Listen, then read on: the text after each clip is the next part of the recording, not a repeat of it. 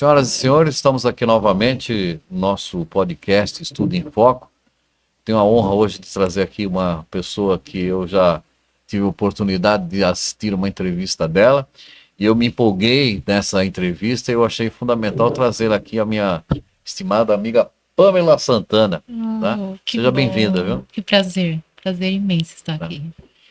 Pamela, nós vamos bater um papo aqui hoje sobre essas questões que afligem a atual conjuntura da sociedade, vamos dizer assim, que é o tema psicossocial, a questão da saúde mental, das questões dos avanços tecnológicos.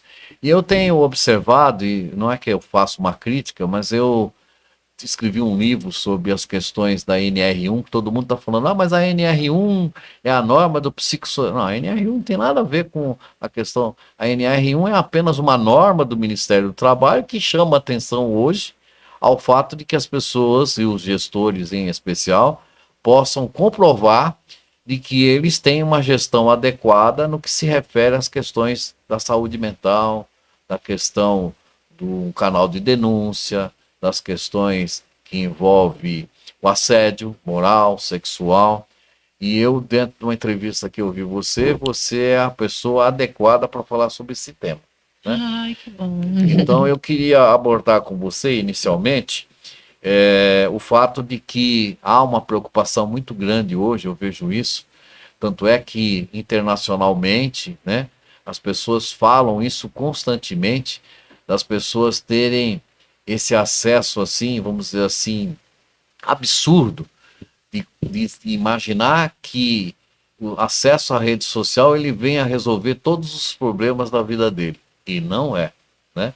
Porque as pessoas, ao meu ver, elas estão se escondendo atrás desse perfil, querendo mostrar para o mundo uma coisa que elas não são. Sim, Eu estou falando como advogado, hein? sim, Tá? Então eu queria que você fizesse uma reflexão sobre isso e passasse para nós o que você acha dessa minha fala. incrível, porque é real. É, É, a gente, principalmente psicólogos, né, psicanalistas, terapeutas, a gente observa isso em uma proporção imensa, assim.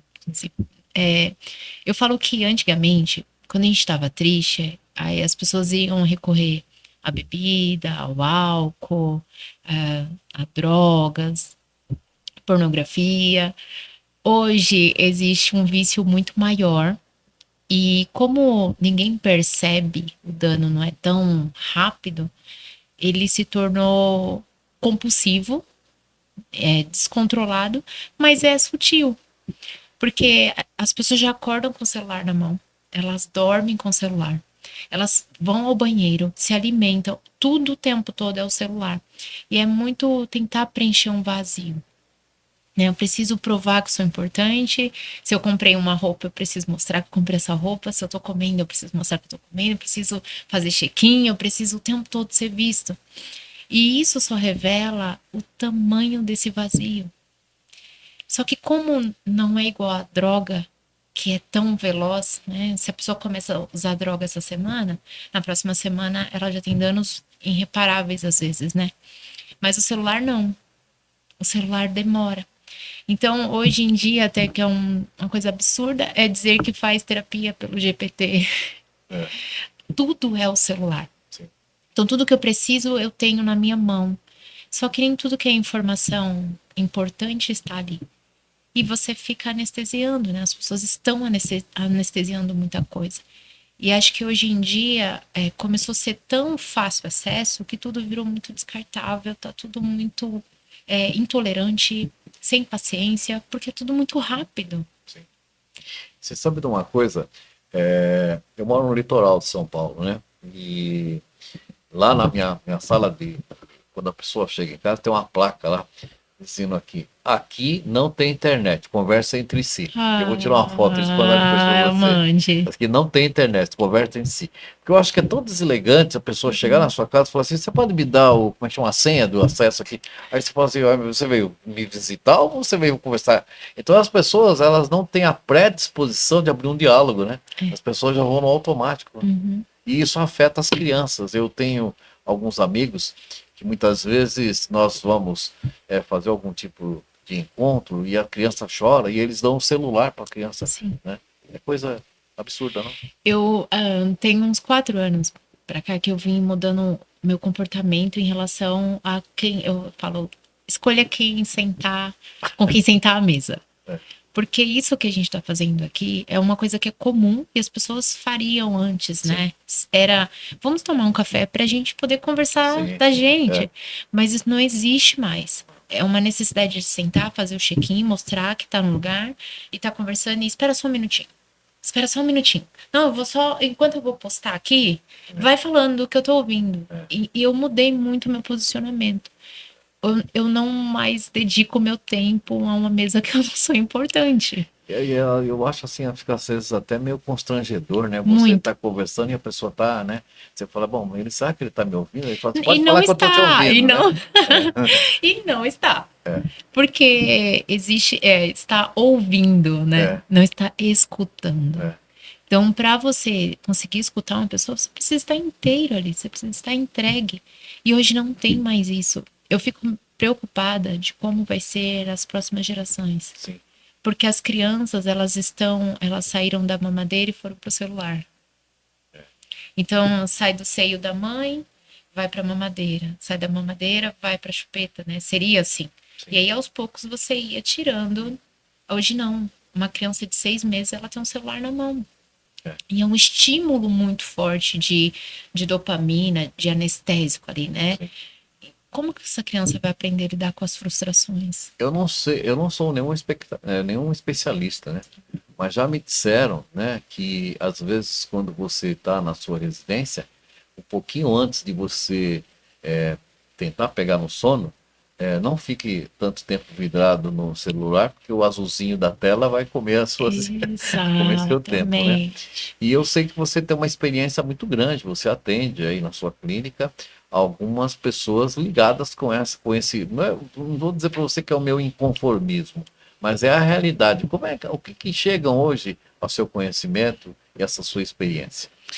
Hoje em dia tudo é medicamento.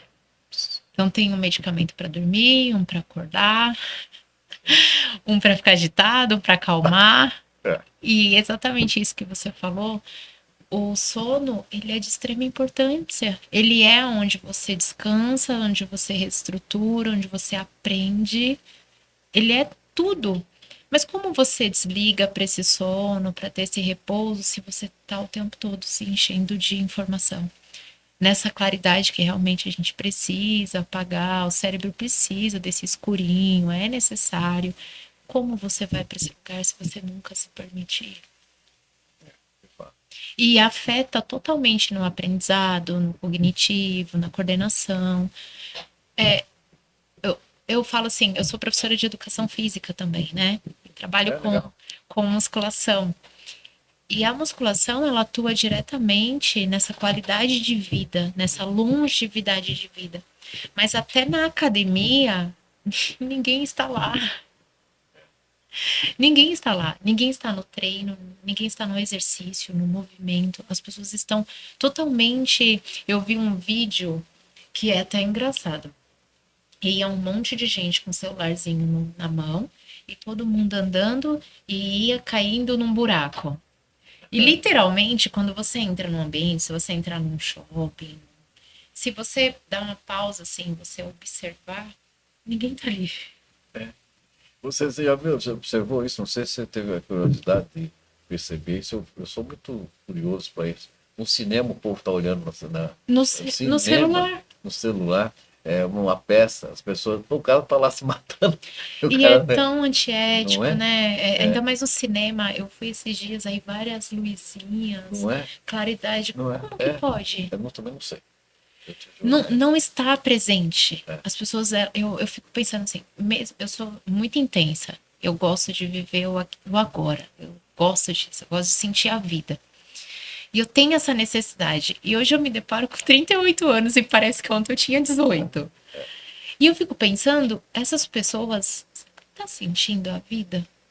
você sabe que dentro desse seu perfil, há uma preocupação muito grande minha com relação aos idosos. que eles também estão entrando coercitivamente a serem instigados a ficarem, vamos dizer assim, como é que eu posso? Dentro da sociedade com esse objeto, imaginando que isso venha a sanar todos os seus problemas. Já não há o afego do neto, do filho, do vizinho, ele está dentro daqueles algoritmos, né? Algoritmos. Vidrado dentro desse Aham. processo, né? Você tem visto isso? Eu dou aula para 40 a mais. Tenho alguns alunos mais novos, né, como personal, mas eu atendo a 40 a mais. E eu percebo que o vínculo, as pessoas estão intolerantes. É. É como se esse contato, essa coisa mais visceral que você sente, literalmente não saber lidar com as emoções. Sim. E confundir estar vivo com estar vivendo. Porque mesmo as frustrações, eu sempre falo isso em terapia, mesmo eu sendo uma pessoa muito intensa, e eu sempre fui assim, mesmo a dor, ela é importante ser sentida. Não é importante você ficar na dor, se crucificando, se torturando ali. Mas é importante entender que informação a dor veio trazer para você. O que a dor quer te falar? E hoje em dia as pessoas não sentem alegria, tristeza, frustração, dor, nada. É como se o tempo todo a vida ficasse no Maravilhoso. automático. E sempre num like, numa curtida, e é Sim. tudo muito perfeito, é tudo quadradinho. E a vida não é assim. A vida real, ela é uma vida para ser vivida. E os idosos, que eles vieram de outra época, onde existia esse contato, mesmo eu tendo 38 anos, minha mãe me criou muito a gente se vincular na mesa, conversar, dialogar, falar sobre o dia. Eles não estão sabendo lidar, porque netos e, né, as outras gerações, elas estão sem esse afeto, sem esse vínculo. Infelizmente é isso. Uma coisa que chama atenção hoje, e é isso que é uma coisa que está lidando com essa área do começo da vida e do fim da vida, porque eu já estou 40 anos na área de administração. E quando eu coloco lá no meu podcast, que chama-se Estudo em Foco, né? Em Saúde, né? Sim. É inclusive a abreviatura do meu nome, Edson Ferreira da Silva, Estudo em Foco em Saúde, né? Tá vendo? Se você tivesse com o celular, não teria pensado nisso. Então, mas é isso, porque as pessoas elas tendem a imaginar que as coisas são automáticas e dentro do nosso cérebro existem várias caixinhas, né? E cada uma dessas caixinhas, a partir do momento que você abre uma delas, ela te traz uma série de lembranças, uma série de fatos que são importantes, né? Você relembrar. E as pessoas elas não estão tendo, já não era possível ter memória, né? Não é verdade? Minha tia fala que a gente não tem memória, a gente tem uma vaga lembrança. Não é verdade? Já é Então, difícil, né? então eu queria até fazer essa indagação para você. Na terapia, por exemplo, as pessoas elas muitas vezes falam assim, eu preciso fazer a terapia, mas você precisa fazer a terapia, mas também você precisa viver o mundo que você não está vivendo, né? Até na terapia o discurso é incrível, assim. Eu comecei a fazer terapia, psicoterapia em mim, vai fazer 11 anos. Sim. E eu sou essa pessoa que gosto de detalhes, né? As pessoas elas não querem ir para terapia buscar autoconhecimento. Elas querem ir na terapia buscar uma solução para um conflito. Então elas querem entrar, elas querem falar assim: esse é o meu problema. Qual a solução? E qual a solução? Se elas pudessem falar assim, elas falam, né? Mas em quantas sessões eu consigo resolver? Elas não conseguem nem entender assim. Já há uma ansiedade na terapia. Eu, participadora desse conflito, preciso saber como eu resolvo. É tão imediatista que é como você me ajuda a resolver. Então, porque até para buscar um autoconhecimento, um momento de acolhimento, um momento de autocuidado, não tem essa entrega. E é triste, porque assim, as relações precisam disso. Isso é se relacionar. Isso é viver, né? Eu falo, tem uma cliente minha de terapia que ela fala assim que eu destruo o romance. E não é que eu destruo o romance, é que a vida não é um romance. A vida é um constante aprendizado. ela é uma constante evolução e o romance vem nessa dança aí. Você inclui ele nessa jornada. Mas a vida, ela é para aprender. Mas se você tá o tempo todo anestesiando, como você aprende com o outro? Como que você se permite estar com o outro e ir para esse lugar? Hoje em dia, aconteceu toda essa situação de muita denúncia, muita coisa, exatamente por causa dessa ausência de diálogo, Sim. que já não tinha e piorou. E a tendência, pelo que a gente vê dentro dos avanços da forma que... Agora, há algumas restrições em alguns países de não permitir que o jovem ele venha acessar o celular, né? Permitir, inibir ele o acesso a algumas redes sociais. Mas você sabe que eu dou aula e é uma coisa difícil hoje você dar aula. Eu Né? imagino. Porque as pessoas elas não se conectam com você. Eu Elas imagino. estão em outro sistema, né? Então, e às vezes eu dou aula para idosos, eu dou aula para jovens, né? E aí são cursos de pós-graduação. E você fala para ele, olha, deixa eu falar uma coisa para você. Eu já estou formado. Você está aqui gastando seu dinheiro, seu tempo, para você ter pelo menos uma troca de experiência. Eu estou dando a oportunidade para você e as pessoas não fazem. Pensando nisso, hoje, quando você vê nesses processos de terapia, esse confronto é, da da evolução profissional com a realidade midiática que não existe. Olha, é triste o que eu vou falar, mas é Eu real. sei. É real. Infelizmente ou felizmente, as pessoas vão ter que ir para terapia. Não vai ser uma escolha.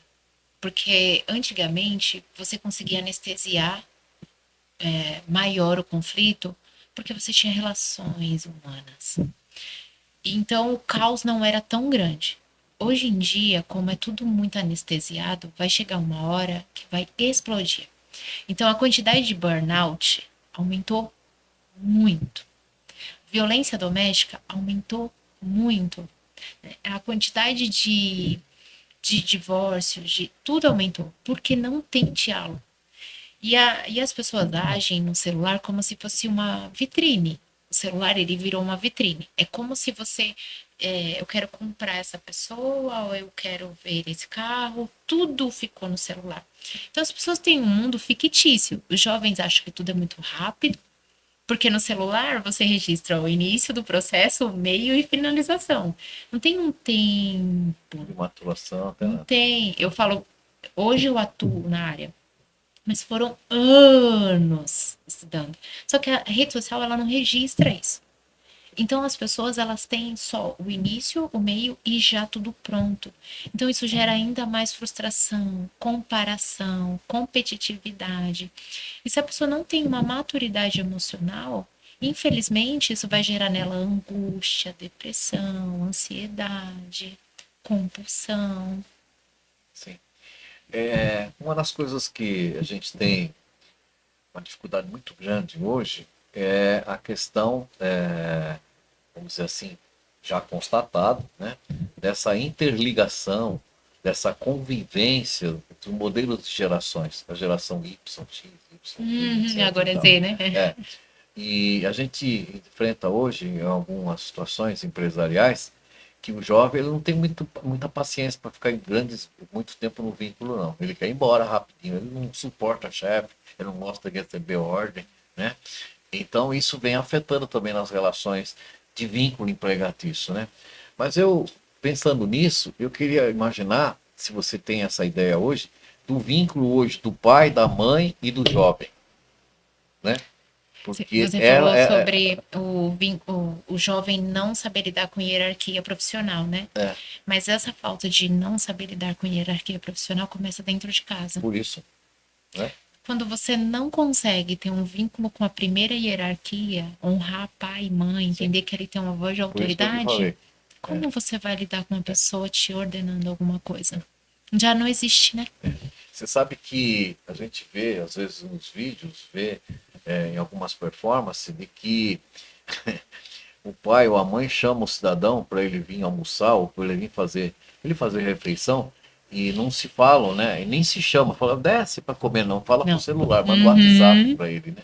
Então, eu acho assim que essa distância, né, é, paternidade, maternidade com o filho, ela tá muito assim absurda, não? Eu trabalho muito a cura do feminino, né? E no começo eu tinha uma linha muito conflituosa que eu achava assim. Sempre os homens são muito caóticos, porque na maioria das vezes o homem bebe, o homem Sim. trai, na maioria dos relacionamentos é esse questionamento que a gente ouve. E aí eu tinha essa visão, até começar a estudar o feminino. E entender que a mulher trabalha muito, acaba não tendo vínculo com o filho, não consegue gerar um caráter masculino nesse menino sozinho. O pai muitas das vezes é ausente. E agora com o celular, pior. Então, que referência esse homem, essa mulher vai ter para construir uma família, Um relacionamento. um relacionamento? Eu falei hoje numa terapia, atendendo uma moça, eu falei, o seu esposo, ele não tem repertório. Ele não teve referência paterna, ele não teve referência materna. Todo o abuso que ele faz é normal. E a gente só muda se estiver em sofrimento ou se a gente tiver uma referência maior, algo te motive a um novo comportamento. Mas se ele tem uma referência zero, qual é o padrão? E hoje em dia os adolescentes estão assim. Sim. Você ouve um adolescente, não, não fala assim comigo. Alterando assim, não tem hierarquia, não tem quem é a mãe, quem é o pai, não tem ordem, né? E isso, inclusive, ele ultrapassa os limites da própria casa, né? E isso se torna vexatório em determinados momentos. Mas esse vexatório é uma coisa que, até para que você possa fazer essa reflexão. As pessoas elas já não estão imaginando o vexatório, elas acham que é comum. Isso, É, isso virou, é, é como se tivessem tentando normalizar, é. porque agora é É assim normal. que É é, assim, é assim, essa é a nova geração. Isso é normal. É normal. É, Uma coisa é você falar assim, um comportamento em relação à moda, estilo, corte de cabelo, sim. né? Algumas coisas, ok, você atualizar, mas educação, educação é sempre educação. E eu falo que até eu fico pensando, o caos, na maioria das vezes, é essa falta de educação, falta de princípios, falta de base. Porque a gente se preocupa, assim, é muito importante você ter uma formação, você estudar. Mas educação dentro de casa, um vínculo familiar, é para tudo. Você sabe que uma das coisas que me preocupa muito, né, e dentro desse contexto, essa relação familiar, é a convivência do pai com a filha, da mãe com o filho, e assim sucessivamente. Aí quando a gente fala do assédio sexual, né, da má formação, mas parte disso é consequência dessa evolução que ela está totalmente distorcida. Sim, sim. E é que antes, eu acredito que antigamente as pessoas tinham mais pudor. Elas tinham mais receio de ser mal educados, antiético, né? Achava feio, Sim. que de fato é. Mas hoje em dia virou um negócio de eu tenho direito, é o meu jeito. E não é jeito. Jeito de ser sem educação não é um jeito. E hoje em dia eu preciso descer goela abaixo, né? É o que eu defendo, é o que eu acho. Então, Insisto nisso. insisto nisso. É. E agora, como tem várias pessoas que são influenciadoras, infelizmente, e são totalmente antiéticas, sem educação, e as pessoas são carentes, ela acha assim, ela entra numa rede social que a pessoa é zero conteúdo importante, mas ela tem 500 mil pessoas seguindo aquela pessoa. E a pessoa de mente fraca, ela começa a seguir aquela pessoa e fazer como aquela pessoa. É surreal, assim, mas é uma realidade, porque as pessoas estão muito vazias de afeto. Por causa dessa falta de base, pai e mãe, quem é essa pessoa na sociedade? Essa sua fala, ela é importante até por você ser uma moça muito inteligente, jovem, né? Obrigada. E você deve encarar isso, porque as pessoas falam assim, ah, mas hoje há muito machismo, ah, porque é um relacionamento diferente, mas, entenda, é, inicialmente você tem que pelo menos ter uma percepção de que você tem que ter minimamente respeito, você tem que ter consideração pelas pessoas, né?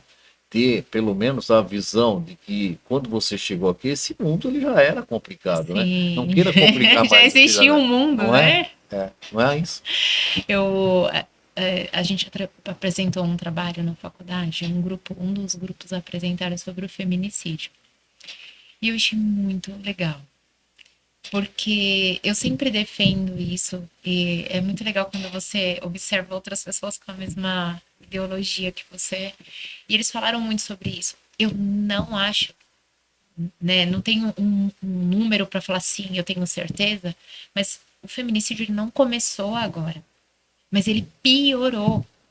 Porque ao invés de buscarem conhecimento, autoconhecimento, virou a violência machista virou a violência feminina, onde a mulher agora ela quer impor tudo na violência. Então, é meu jeito. A mulher também está assim. Por causa desse grupo de mulheres que defende que a mulher pode tudo, que a mulher vai. A mulher, ela é livre. Mas não quer dizer que ela pode tudo. Porque nem tudo convém. Porque nem tudo favorece ela. E eu sempre falo, como que você revida uma violência com violência? Uma agressão com agressão? Nunca vai dar certo. Você sabe que além de ter um aspecto bíblico, né, com relação, Sim, não é que existe a hierarquia entre o homem e a mulher, mas a realidade da sociedade, ela desfruta do fato de que estes, né, tanto o homem como a mulher, eles foram concebidos para a convivência, sim, não para ter uma hierarquia um com o outro, sim. certo? E hoje, não vou dizer assim que é o empoderamento do sexo feminino, não é isso. É É, que eu acho que não há essa distinção de sexo. Todos são iguais. Mas o que acontece? Eles têm que saber conviver com as diferenças e não impor essas questões. Eu acho que quando você coloca essa questão do relacionamento entre homem e mulher, da questão do feminicídio, parte disso hoje é essa consequência realmente da falta de responsabilidade de conviver. sim. E a falta do amor por si mesma, né? Quando eu entro num relacionamento abusivo, porque eu falo por mim, eu já entrei em relacionamentos abusivos, está me faltando o amor. Então, já começou uma relação errada sem o amor próprio, de não ser tão seletiva. E eu sei que as pessoas mentem muito no início, mas quando você começa a ver os sinais, não é com violência que você rebate a violência, é com amor a você. Sim. E a primeira coisa que você faz para se amar é ser humilde, é pedir ajuda, pedir acolhimento, é não tentar. Eu falo que a gente não transforma uma pessoa insensata. Ninguém transforma ninguém. E o desequilibrado você não transforma mais ainda. Então você se transforma para se retirar do lugar que você está. Então eu preciso olhar para mim, para entender, eu mereço mais. Como eu me retiro daqui, da forma que eu me proteja, que eu me ame. Mas hoje em dia as pessoas estão muito trocando violência com violência e é tudo nessa loucura, né? Tudo nessa agressividade. Deixa eu te falar uma coisa. Eu sei que você tem uma habilidade muito grande com esse atendimento das moças, das jovens, né? Como é que tem que se enfrentado essa questão desse tipo de evolução da sociedade hoje com essas diferenças, né? Porque não é que eu não possa conceber que o homem com o homem junto, a mulher com a mulher junto, eu acho que isso eu já tem uma naturalidade, mas o que nós não podemos acolher, ao meu ver, é o afrontamento da concepção, né? Você vê isso? Hoje em dia, Apertei você agora, não. é, eu, eu não parto assim, apesar de ter uma opinião minha pessoal, eu não me preocupo muito com essa parte de como as pessoas vão se relacionar, mas se relacionar da melhor forma possível. Porque o que as pessoas idealizam é assim, se for homem, mulher com mulher é mais feliz, ou homem com homem é mais Sim. feliz, ou casal de hétero é mais feliz. Todos nós temos traumas, todos nós temos padrões destrutivos. E aí, quando você fala de uma outra, de um outro serzinho no meio disso, é saudável. Se é saudável. Se essa pessoa tem estrutura para gerar uma família, para formar uma família. Porque eu acho que as pessoas estão tão perdidas em si. Mas veja bem, essa crítica que eu faço não é com relação da identificação dessa convivência. É o caso, muitas vezes, de que você quer afrontar a sociedade para fazer com que ela entenda de que eu quero ser desse jeito. Não é assim. Você entendeu? Você entende que essa dinâmica é a mesma da mulher com o homem agressor, Sim. é a mesma do agressor com. O que acontece é que as pessoas agem na violência com um nome diferente. Então, eu não sou racista, aí eu revido quem é racista. Eu continuo sendo violento do mesmo jeito. Ah, eu sou feminista, então eu ataco o machista. Qual a diferença de você para a pessoa que te ataca? É por isso, foi até um motivo de debate na minha sala, porque eu falei, não se sai de um relacionamento abusivo atacando o abusador. Você sai respeitando ele, entendendo que ele já é o problema da vida dele. Sim. Não tem mais nada para fazer ali. Porque ele está acabando com a própria vida. Ele está se autodestruindo. Então, você sai, se retira de estar no lugar errado. E faz sim terapia para entender por que você caiu nessa dinâmica. Porque você, sendo uma pessoa tão incrível, entrou num relacionamento abusivo. E é a mesma coisa disso. Eu quero que você aceite minha sexualidade. Mas quem tem que aceitar sua sexualidade é você. Não se precisa atacar as pessoas para fazer a pessoa entender que é você que tem que se respeitar. E hoje em dia tá muito isso. Ah, eu fui rejeitada, então agora Sim. você tem que aceitar. Não. Ninguém tem que nada. Né? É onde eu falei que acho que a maior riqueza da sociedade é a educação. Sim. E hoje em dia, como tem educação se não tem nem diálogo dentro das casas? Uma coisa que também nos preocupa muito, eu estive um pouquinho antes fazendo uma entrevista com outro colega, onde nós falamos da questão de como as empresas devem agir com relação a todos esses aspectos de prevenção dos psicossociais, da questão orientativa, da questão de diagnóstico e assim sucessivamente, né? Eu vejo que além da empresa, certo? A sociedade também ela está, né, sem esse conhecimento dessa responsabilidade, né? Porque eu acho que a responsabilidade na atual conjuntura dessas questões psicossociais, ela é do empregador, é do indivíduo e do próprio governo. Não adianta jogar tudo isso para o lado da empresa que ela não vai conseguir resolver isso, né? Porque muitos chefes sequer, muitas vezes, ele cumprimenta o funcionário. Sim. Ele não sabe nem se esse funcionário é casado, se ele é solteiro, onde ele mora, né? Tem chefe que nem cumprimenta ele, certo? Nem fala bom dia, boa tarde, tá? Por outro lado, tem aqueles também, né, de que eu não aceito isso, mas veja bem, ninguém foi buscar você em casa para exercer aquela função, ela está lá à sua disposição e disse assim, olha, você pretende prestar esse esforço físico ou intelectual para mim contra uma contrapartida de um valor X? Sim. Se você se predispôs a aceitar isso, é uma coisa, tá? Mas aí veja bem, mas eu não tenho culpa de que você tenha 3 empregos, eu não tenho culpa de que você tem um filho pequeno e não tem com quem deixar. Então, essas questões, elas refletem uma questão de responsabilidade e de consciência, que é o que está faltando nas pessoas. Eu achei muito legal o jeito que você falou. Eu gosto muito de conversar com advogado, porque é tudo muito racional. E eu gosto disso, né? Essa linguagem de... eu falo que eu não gosto muito de romantizar a vida, porque a vida, ela é como ela é. E a realidade é, você aceita prestar esse esforço. É isso, é exatamente isso. Não tem romantismo. Só que eu falo que na maioria das vezes, a gente tem uma criança interior que age pela gente, né? E você contrata o adulto, mas quem trabalha é a criança.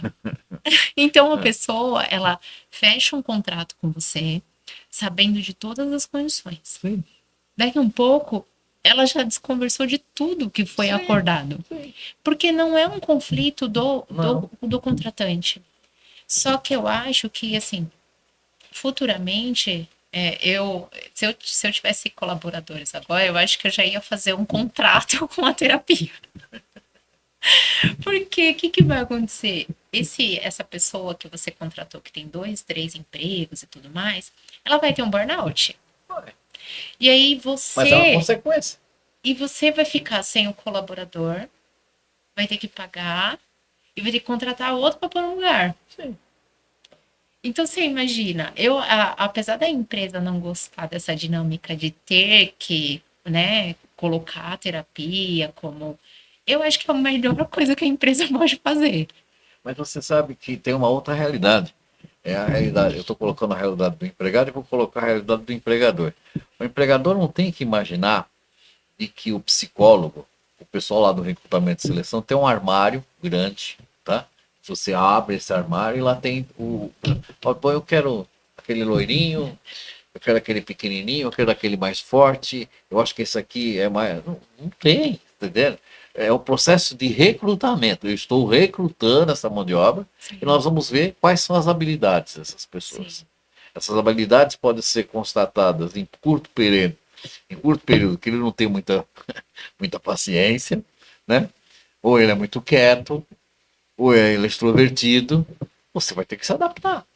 sim, e tentar extrair o melhor dele. Não, Porque não vai ter esse perfil exato. não vai. Não vai Não ter. existe essa mágica Não ainda. existe. Não, E se continuar com rede social, não vai ter mais não, ainda, não né? vai. Não vai. Então não tem que me jogar em mim e falar assim, mas você é culpado por ele estar estressado desse jeito. Entendeu? Porque as pessoas hoje elas estão assim, sabe, sobrecarregadas. Eu não sei que a vida hoje, o cara trabalhar 2 horas para chegar no emprego, 2 horas para voltar para casa, fora o esforço físico e etc. Então, tudo isso vai, né? Então, essa realidade, né, terapêutica, vamos dizer assim, Uhum. ela faz com que hoje as pessoas possam ficar realmente com algum trabalho psicossocial, tá vendo? Sim. Mas são consequências do mundo moderno. Sim, então, Né? porque já existia esse mesmo padrão, Sim. mas essa agitação, essa sobrecarga, esse sufocamento, com certeza, claro, a rede social ajudou muito, mas Tá vendo como é, cara? gerou um pesar. Eu adorei convocar você para vir aqui, porque eu sabia que a sua entrevista seria assim de 2 ou 3 horas. Por isso que eu vou convidar você depois novamente. Ai, Mas eu tenho que lidar com o tempo, né? Mas sim, você vê que o tempo passa rápido, né? muito. E eu achei assim muito valioso a sua participação e queria desde já parabenizá-la pela sua Obrigada, inteligência, tá? obrigada. Você é uma pessoa que realmente a gente tem gosto de conversar. Hum. E eu queria que você deixasse aí para todos aqueles que estão nos assistindo os seus dados para que as pessoas possam entrar em contato com você, requerer aí a sua prestação. Por favor. Ah, sou Pamela Santana, Instagram pamelasantana.oficial.